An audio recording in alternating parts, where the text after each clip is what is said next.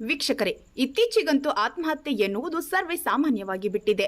ಚಿತ್ರರಂಗದ ನಟ ನಟಿಯರಿಂದ ಹಿಡಿದು ಗಣ್ಯಾತಿ ಗಣ್ಯರು ಕೂಡ ಕ್ಷುಲ್ಲಕ ಕಾರಣಕ್ಕೆ ಆತ್ಮಹತ್ಯೆ ಮಾಡಿಕೊಳ್ಳುತ್ತಿದ್ದಾರೆ. ಇದೀಗ ಅದೇ ರೀತಿ ಲೋಕಸಭಾ ಚುನಾವಣೆಯ ಟಿಕೆಟ್ ಸಿಗದ ಕಾರಣ ಮನನೊಂದು ಹಾಲಿ ಸಂಸದ್ ಆತ್ಮಹತ್ಯೆ ಮಾಡಿಕೊಂಡಿದ್ದಾರೆ. ಹಾಗಾದ್ರೆ ಯಾರದು ಸಂಸದ್ ಮತ್ತು ಈ ಬಗ್ಗೆ ತನಿಖೆಯಲ್ಲಿ ಕುಟುಂಬದವರು ಹೇಳಿದ್ದೇನು ಎಂಬ ಸಂಪೂರ್ಣ ಮಾಹಿತಿಯನ್ನು ಈ ವಿಡಿಯೋದಲ್ಲಿ ನೋಡೋಣ ಬನ್ನಿ.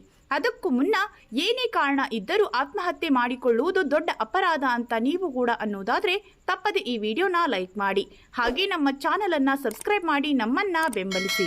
ಹೌದು, ಲೋಕಸಭೆಯ ಟಿಕೆಟ್ ಸಿಗದ ಕಾರಣ ಹಾಲಿ ಸಂಸದ್ ಗಣೇಶ್ ಮೂರ್ತಿ ಅವರು ಆತ್ಮಹತ್ಯೆಗೆ ಯತ್ನಿಸಿ ಕಳೆದ 3 ದಿನಗಳಿಂದ ಆಸ್ಪತ್ರೆಯಲ್ಲಿ ಸಾವು ಬದುಕಿನ ನಡುವೆ ಹೋರಾಡುತ್ತಿದ್ದರು. ಆದರೆ ಇಂದು ಆಸ್ಪತ್ರೆಯಲ್ಲಿ ಚಿಕಿತ್ಸೆಗೆ ಸ್ಪಂದಿಸದೆ ನರಳಿ ಸಾವನ್ನಪ್ಪಿದ್ದಾರೆ. 2019ರಲ್ಲಿ ಡಿಎಂಕೆ ಮೈತ್ರಿಕೂಟದ ಅಭ್ಯರ್ಥಿಯಾಗಿ ಗೆಲುವು ಸಾಧಿಸಿದ್ದರು. ಆದ್ದರಿಂದ ಈ ಬಾರಿಯೂ ಟಿಕೆಟ್ ಸಿಗುವ ನಿರೀಕ್ಷೆಯಲ್ಲಿದ್ದರು. ಆದರೆ ಕೊನೆ ಕ್ಷಣದಲ್ಲಿ ಟಿಕೆಟ್ ಕೈ ತಪ್ಪಿದ್ದರಿಂದ ಗಣೇಶ್ ಮೂರ್ತಿಯವರು ಮಾರ್ಚ್ 24ರಂದು ಆತ್ಮಹತ್ಯೆಗೆ ಯತ್ನಿಸಿದ್ದರು.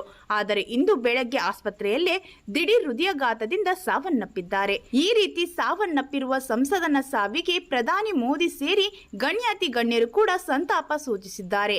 ನೀವು ಕೂಡ ಇವರ ಆತ್ಮಕ್ಕೆ ಶಾಂತಿ ಕೋರಿ ಓಂ ಶಾಂತಿ ಎಂದು ಕಮೆಂಟ್ ಮಾಡಿ. ಧನ್ಯವಾದಗಳು.